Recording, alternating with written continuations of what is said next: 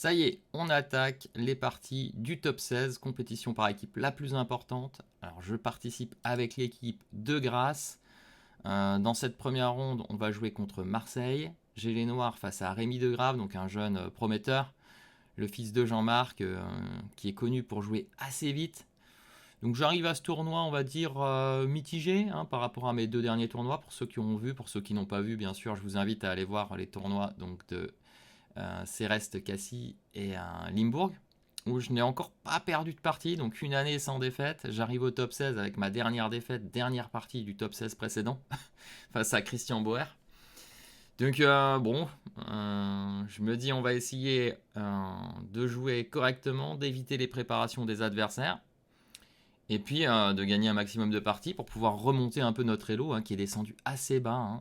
Je crois que je suis actuellement 24-34, donc j'ai perdu plus ou moins 80 points, à peu près 10 points par tournoi. Le but, bien sûr, comme annoncé au début, ça va être de remonter au moins à 2520. Donc on va reprendre la route petit à petit, comme on dit. On va y croire. Donc pour cette première ronde, j'ai hésité longuement, mais pas si longuement parce qu'on a moins de temps de préparation, les rondes 1 et 11. Et là, c'était la ronde 1. À savoir qu'à Grasse, on est assez nombreux en français, on est 5. Donc on va sortir logiquement, aller 2 fois chacun, sauf si quelqu'un joue très mal. Dans quel cas, il peut sortir bien plus. Donc on verra ensemble au fur et à mesure combien de parties j'ai joué. En tout cas, la ronde 1, je l'ai jouée et on va tout de suite attaquer cette partie contre Rémi Degrave. Vous allez voir tout de suite ce que j'ai choisi comme ouverture. Donc il m'a joué E4 et j'ai choisi de jouer la française. Alors pour ceux qui m'ont suivi, j'ai joué 2 françaises à Limbourg notamment, face à des joueurs à 2100-2002 qui s'étaient assez bien passés. Ici, il me joue D4, D5, et là, il a déjà joué plusieurs variantes. Il a légèrement hésité, mais il est parti pour sa variante plus ou moins, je dirais fétiche, celle qu'il joue le plus souvent, E5. Donc, qui est une des lignes critiques dernièrement, même si, bon, on considère que ça va pour les noirs. Je crois qu'il jouait aussi cavalier C3 et quai D2.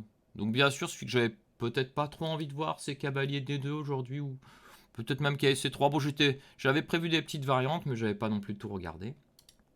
Il me joue E5. Et je fais ce petit coup A6. Donc là, ça va certainement en surprendre quelques-uns.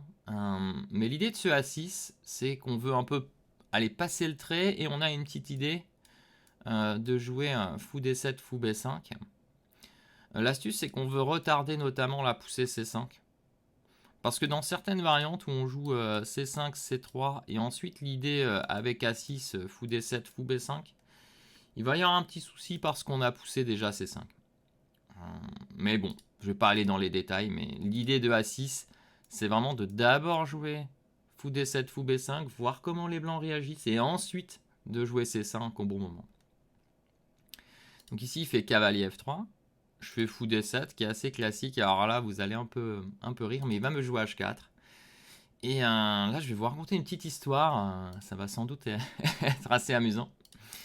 Mais en quelque sorte, ici, j'ai regardé pas mal de coups. Et une de mes techniques, en quelque sorte, c'est une fois que j'ai fini de me préparer, que je pense que j'ai tout bien retenu, en général, je prends une douche. Et au moment où je prends la douche, je me rejoue les lignes dans la tête. Et j'essaie de voir si si je les connais. Et si j'en ai oublié une, eh ben, je vais la réviser en sortant de la douche. Donc je me garde un peu de temps, en général 15 minutes après la douche, pour checker.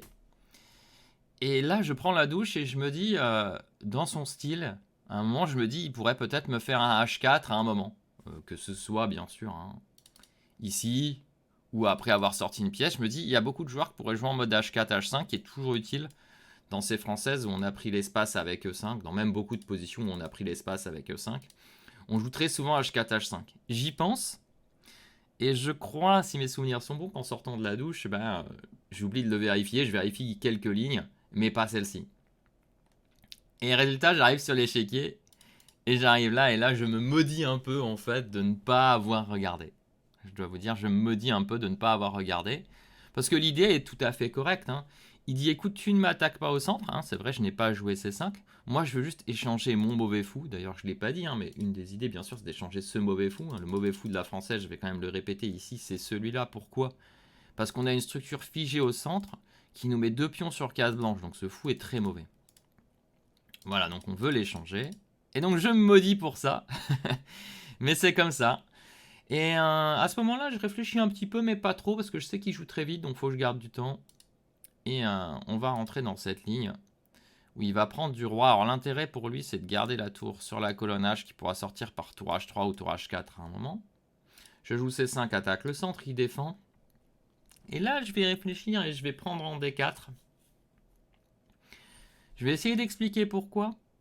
La chose, c'est que si je joue des cavaliers C6, je me suis dit qu'à certains moments, peut-être même tout de suite, il pourrait me jouer des DC5. Et j'ai préféré avoir cette faiblesse fixée en D4. C'est peut-être une erreur, parce que le gros inconvénient de prendre trop vite en D4, c'est qu'on donne les case C3. Alors vous voyez, si on joue cavalier ici, il n'a pas la case C3. Voilà, donc là, c'est peut-être une décision un peu, voilà, un peu discutable. L'autre décision aussi, ce serait que j'aimerais bien, dans certains cas, ici, développer cavalier GE7 ou cavalier E7 pour aller en C6 et mettre celui-là en D7. C'est un développement optimal pour que chaque pièce ait une case. Déjà eu pas mal de parties comme ça. Voilà, bon, ça c'est discutable. Ici, le développement est très discutable. Bon, j'ai choisi donc C5 et CD, case C6 et case C3. Et là, je joue Dame B6. Alors, l'idée de Dame B6, c'est que je mets une petite pression donc, sur B2 et D4 et je me dis, il va devoir un peu réfléchir. Par ici, il a commencé à réfléchir, j'étais assez content. Donc, il me joue tour H3, je fais H6 pour fixer le pion H et juste attendre, parce que dans certains cas, hein, il pourrait bien sûr me jouer H6. D'ailleurs, ici, c'était un des coups possibles. Bon, ça me faisait pas trop peur dans cette situation, mais pardon, mais c'était tout à fait possible. Donc, il décide d'aller tour H3. Donc, bien sûr, l'idée principale, c'est 1, il aura des tours G3 pour me fixer sur la défense de G7. 2, quand les cavaliers bougent, il peut avoir des tours qui peuvent aller jusqu'en B3 même pour attaquer madame, voire sur C3 pour doubler éventuellement. Et 3, peut-être aussi la colonne F de temps en temps pour attaquer ce pion-là. Donc tour H3, très logique, et ça lui permet de cacher son roi, même en H1. Hein. Bon, après, il n'est pas obligé d'aller plus loin qu'en G1. Mais s'il a des coups un peu où il peut construire, ça peut être pas mal d'améliorer son roi en tout cas. Je fais H6, tour B1. Tour B1, c'est bien joué, il défend le pion. Et en fait, ça va initier même des histoires de B4. Hein, parce que B4, des fois, quand on va apprendre, il va y avoir des histoires de clouage. Et ça va être très dangereux. Il y avait notamment ça, je pense, dans une de mes parties du Cap d'Agde. Donc n'hésitez pas à aller voir, je crois que c'était la dernière, face à Auchan Maxime. Je crois que c'était un peu ce même genre d'idée. Je joue tour C8, donc là, ça lui dit que, bien sûr, si je joue B4, j'aurai un vis-à-vis sur le cavalier, ça va être un problème. Il joue fou D2. Donc fou D2 défend son cavalier et initie les B4. Et là, je sais pas, à partir d'ici, j'étais pas si sûr, mais j'envoie fou B4. Il fait tour G3 et roi F8. Donc là, vous voyez, il m'attaque et roi F8. Ici, j'étais même à me dire que peut-être mon meilleur coup, c'était de revenir pour ensuite jouer KE7, attaquer la tour. Mais bon, j'ai quand même joué roi F8. Là, j'avais un peu peur dans cette situation. Il me joue cavalier E2. J'échange et je joue cavalier E7. Le truc, c'est que je suis un peu fixé et mon espoir, ça va être de défendre, revenir avec mon roi et peut-être défendre s'il faut. Mais dans quelques coups, là, après cette séquence ici, j'étais assez content de ce que j'ai obtenu. Mon roi arrive en D7. Alors j'avance un peu vite parce qu'on veut garder un format de 15 minutes et je pense que j'ai déjà pris pas mal de temps. Le temps que je retrouve le bon rythme. Mais la partie est très très complexe, donc je peux pas tout analyser. Mais ici, normalement, je suis assez content. Mon roi est en sécurité. Je commence à avoir des idées de peut-être un jour jouer G6 ou même peut-être G5 à regarder, hein, parce qu'en cas de prise, à la fin, le pion D4 peut être en prise. Il fait tour B3, je fais dame A7. Là, je commence à y croire. G6 arrive, je vais ouvrir. Son roi peut être aussi faible que le mien. Et là, il m'envoie F5. Là, c'est le moment critique de chez critique. À un moment, je me dis, mince, est-ce qu'il a sacrifié le pion E5 volontairement ou pas? L'analyse, enfin, quand on a discuté après, il m'a dit que c'était volontaire, que la position voulait qu'il joue ça. Et c'est vrai qu'avec mon roi qui est ici, on a envie d'envoyer, on a envie de vraiment se battre. Et d'envoyer tour 1 et de jouer sur cette colonne et de menacer de tout ouvrir sur mon roi. En disant, écoute, avec les noirs, t'es un peu en manque de coordination, ta dame est en A7, tes tours, bon, chacune a un travail, mais ça travaille pas trop ensemble. Et c'est vrai que là, moi, je suis à la recherche de stabilité. Et là, il va me laisser stabiliser cette position et E5. Moi, la question que je m'étais posée, c'est dans cette position s'il devait bien sûr échanger en E6 d'abord. Ça, c'était une grande question. Mais là, on n'avait pas trop de temps, donc ça c'est compliqué. J'ai envoyé ici E5, j'étais très content de pouvoir fermer la position. Et là, j'ai supposé, au coup d'après, vous voyez, j'ai joué F6 assez rapidement. Cavalier G6, et ici j'ai supposé que la position était très difficile à jouer et que je m'étais déjà trompé. J'ai un tout petit peu regardé l'analyse, mais je vais on va dire, plutôt rester comme d'habitude, à ne pas dire ce que je n'ai pas vu. Et ici, ce que j'ai moi ressenti, c'est que c'était difficile à jouer. Et dans cette position, je crois que j'avais 13 minutes pour 14 coups. Et ce qui s'est passé, c'est que je vais utiliser 11 minutes en essayant de rechercher une stabilité que je n'ai pas trouvée. Mon coup que j'avais en tête au tout début, c'était de jouer B5. Et plus je le regardais, plus je me disais, oui, mais B5, c'est pas si simple. Il va prendre en E7, il va attaquer ici. En fait, ce que je voyais, je vais vous montrer, c'est qu'à un moment, il allait me prendre en E7, m'attaquer le pion, et que si je prenais là, j'allais me prendre des tours D3, et mon analyse était très très difficile ici, parce que je me disais, j'ai peut-être dame F2, mais bon, ça prend sur échec, ça prend ici. J'arrivais pas à trouver une stabilité, donc j'avais pas envie de jouer ce coup. Ce qui s'est passé, c'est qu'au final, à 2 minutes, j'ai joué le dernier coup que j'ai vu qui était tour E8, et je me suis dit, c'est pratique au sens où s'il prend, je prends de la tour et il n'y a plus les histoires de clouage. Bon, c'est sans doute très dangereux pour moi. Je me suis d'ailleurs demandé si dans la séquence qui allait suivre, j'étais pas complètement perdant. Il joue très bien cavalier GF4, ce qui fait que mon cavalier ici et ma tour se bloquent. Et il veut aller en E6 réattaquer, je vais être obligé de revenir en G8, on va voir c'est la partie. Cavalier D6, cavalier E6, tour G8. Cavalier C3, et là il va mettre une pression énorme, je vais quand même envoyer B5. Il va faire A4 très fort pour essayer d'ouvrir la position. Et là, je vais faire tour B8, il va prendre, je vais prendre du cavalier. Et là, peut-être qu'il y a un moment où je suis perdant, on le verra à l'analyse. Mais cavalier A4, cavalier D6, je suis toujours en recherche de cette stabilité. Mon roi menace de se cacher, donc là, je commence à y croire un petit peu. Il fait tour A3, là, je suis très content de jouer A5. Il joue dame B3, attaque mon cavalier. Je vais jouer cavalier prend F5. Et là, je pense qu'après la séquence qui va suivre, je vais me retrouver normalement gagnant. Il va tout m'envoyer. Je vais cacher le roi. Il va tout m'envoyer avec la tour sur la colonnade. Je vais prendre en B2. Menace des dames B8. Et là, je menace d'être complètement gagnant. Donc, il envoie G4. Je prends en D4. Là, j'avais à peu près calculé ce qui va arriver. G5. Cavalier prend. G6. Tac. Ça, j'avais vu. Parce qu'il a pris énormément de temps lui aussi dans le Zeitnot. Et j'avais vu la position qui va arriver ici, où il ne pouvait pas prendre en A5 à cause de tour B1. Donc là, on était arrivé fin du Zeitnot, donc ici. Mais les coups sont plus ou moins forcés. On a joué assez rapidement ces coups-là. Et là, je pensais être juste complètement gagnant. Qu'il avait juste loupé ses chances dans le Zeitnot. Il va finir par jouer dame C1, on va jouer quelques coups, mais ça va juste perdant à cause de la menace de mat et des 5 pions de plus. J'ai rarement eu des adversaires qui m'ont sacrifié 5 pions comme ça. En tout cas, là c'était le cas. Et au final, je vais remporter cette partie quelques coups plus tard. Je vais prendre mon temps après le Zeitnot, je vais réfléchir assez longtemps. Mais il n'aura pas de coup, vous pouvez regarder si ça vous intéresse. Mais en gros, ici, la dame et les pions, c'est beaucoup trop fort. Ici, il va abandonner sur dame F4. Bon, on va quand même faire une petite analyse. On arrive normalement au bout, mais bon, je vais essayer de reprendre un bon rythme sur les suivantes. En tout cas, bon, je pouvais pas aller plus vite que ça.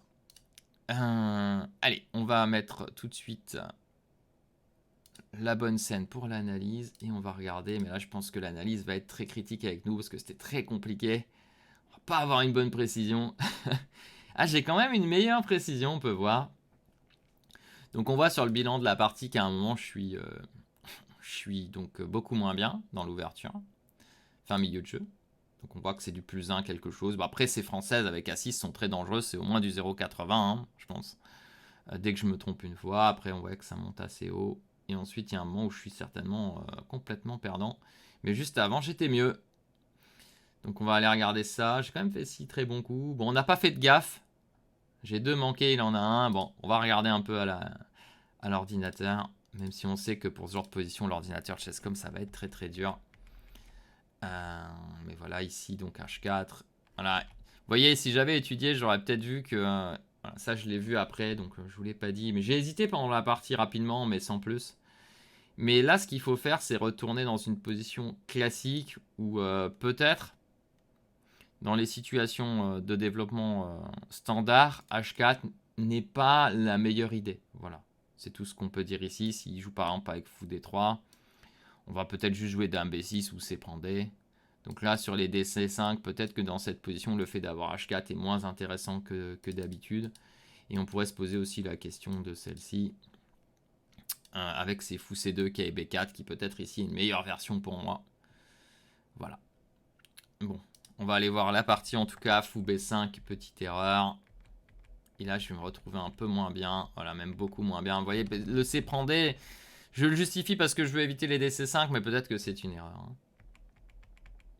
Que je lui donne la case C3, je lui donne une bonne position. Et là, vous voyez, je suis pas bien du tout. Ici. Bon. Après, c'est une française risquée. Hein. Quand on joue ça, on sait que l'ordinateur n'aime pas. Hein. Enfin, on se le cache pas. Vous voyez, ici, je disais le G5, j'aurais pu jouer avant Roi D7. Hein. Moi, j'ai joué, je crois, en Roi D7 mécanique parce que je voulais pas perdre trop de temps.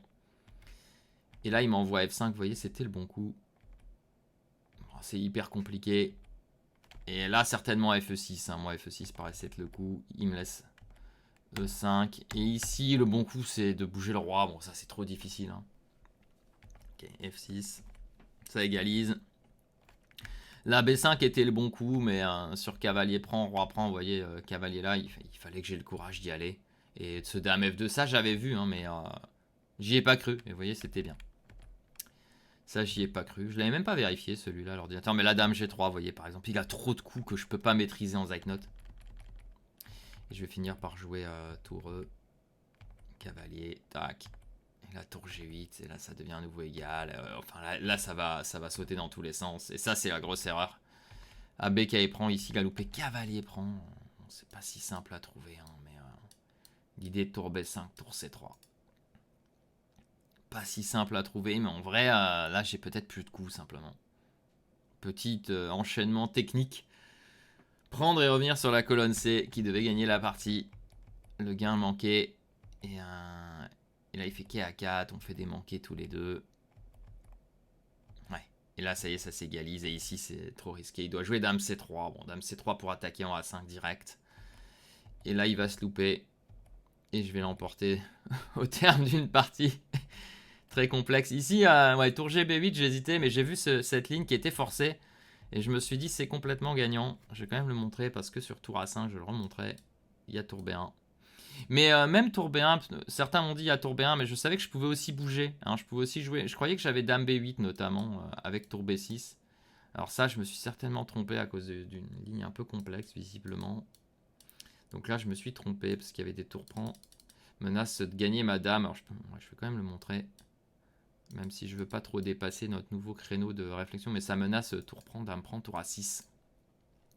Problématique. Bon, c'est un peu improbable, hein. Et visiblement, j'ai d'autres coups, vous voyez, même dame D7 ou dame B7, étonnamment. Mais ici, ça marche mieux. Peut-être la dame est mieux placée parce que j'attaque directement la tour. Et sinon, qu'est-ce qu'il dit? Même dame D7. Ouais. Enfin bon, tour B1 est clairement le meilleur coup parce que ça, vous voyez, on peut avoir peur de tour A6 et tour A7. Ah, mais c'est une meilleure défense, oui, d'accord, je comprends. On défend toujours sur la rangée, mais on défend en 7ème au 2 de 6ème. Ouais. Mais bon, j'avais vu tour B1, donc je risquais pas grand-chose.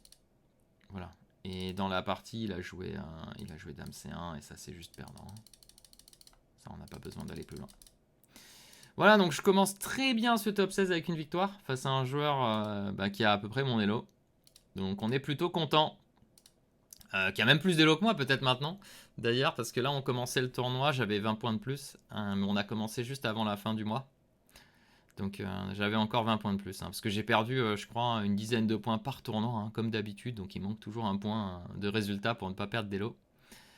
Bon, ce qui m'inquiète un peu, ça veut dire que je joue toujours 10 points en dessous du tournoi d'avant. Mais c'est pas grave. Donc voilà, on entame le top 16 avec un bon résultat. L'équipe, pareil, on a gagné 4-0, donc très bien.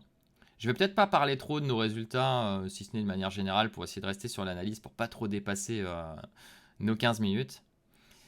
Donc voilà, une première partie plutôt correcte. Juste une ou deux fois perdant, mais c'est normal dans ce genre de ligne, c'est trop compliqué. À moins d'être hyper précis, hyper pratique. Voilà, donc je vous dis à probablement demain ou après-demain pour la ronde numéro 2 que j'ai joué. Je ne suis pas sorti la ronde 2. Bye bye.